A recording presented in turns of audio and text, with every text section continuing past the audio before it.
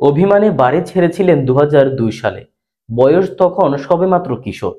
শুরু হয় জীবন যুদ্ধের কঠিন অধ্যায়। চট্টগ্রামে একটি রঙের দোকানে বিনা বেতনে কাজ করে জীবনযাত্রা শুরু করা সেই কিশোর আজ দেশের সফল ফ্রন্ট ডিজাইনার ও উদ্যোক্তা। তার নাম শরীফ উদ্দিন শিশির। নোয়াখালীর সুবর্ণচর উপজেলার চরক্লাক ইউনিয়নের জনতা বাজার এলাকার মৃত মোহাম্মদ শাহজাহান মিস্ত্রির ছেলে শরীফ উদ্দিন শিশির। জন্মসূত্রে সুবর্ণচরের হলেও তার পূর্বপুরুষের আদি নিবাস চট্টগ্রামের সন্দ্বীপে। নদী ভাঙনে 18 বার নিঃস্ব হওয়া এক পরিবার থেকে উঠে আসা শরীফের জীবন গল্প যেন সংগ্রামের জীবন্ত প্রতিচ্ছবি। জানা গেছে, পরিবারের সঙ্গে অভিমান করে 2002 সালে চট্টগ্রামের হালিশহরে আসেন শরীফ উদ্দিন শিশির। দীর্ঘদিন খেয়ে না খেয়ে বিনা বেতনে অথবা একটা সিঙ্গারা খেয়ে মানুষের চাকরি করেছেন। 2009 সালে তিনি চট্টগ্রামের হালিশহরে নিজের প্রথম প্রতিষ্ঠান শরীফ আর্ট গড়ে তোলেন। এরপর একে একে প্রতিষ্ঠা করেন শরীফ আর্ট স্কুল, শরীফ আইটি।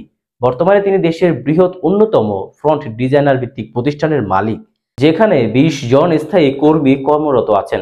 বর্তমানে তার শিক্ষার্থীর সংখ্যা প্রায় 10,000 এবং মাসিক আয় করেন প্রায় 10 লক্ষ টাকা। ছোটবেলায় পাঠ্যপুস্তকের ছবিতে আকৃষ্ট হয়ে চিত্রাঙ্গনে আগ্রহ জন্মায় শরীফের। শিক্ষক না থাকলেও আত্মপ্রচেষ্টা রপ্ত করে চিত্রাঙ্গন ও হাতের লেখা শিখেন। নিজেই তৈরি করতে থাকেন রং তুলি দিয়ে আঁকাআঁকি। গ্রামে থাকাকালীন বিভিন্ন ব্যানার ও দেয়াল চিত্র আঁকতেন তিনি।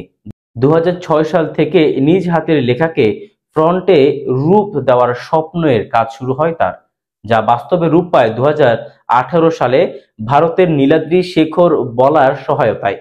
ওই বছর 2 অক্টোবর প্রকাশ করেন তার বাংলা প্রথম ফ্রন্ট শরীফ শিশির। ফ্রন্টটির ডিজাইন জগতে দ্রুতই জনপ্রিয়তা অর্জন করেন এবং ইন্টারনেটে বহুল্য ব্যবহার বাংলা ফন্টগুলোর তালিকায় উঠে আসে। বর্তমানে শরীফ উদ্দিন শিশিরের তৈরি বাংলা ফন্টের সংখ্যা 43টি। বাংলা ভাষা ও লিপির প্রতি ভালোবাসা, আত্মপ্রত্যয় ও কঠোর পরিশ্রমের মধ্য দিয়ে ফ্রন্টম্যান খ্যাত শরীফ উদ্দিন শিশির গড়ে তুলেছেন একটি ব্যতিক্রমী সফলতার দৃষ্টান্ত।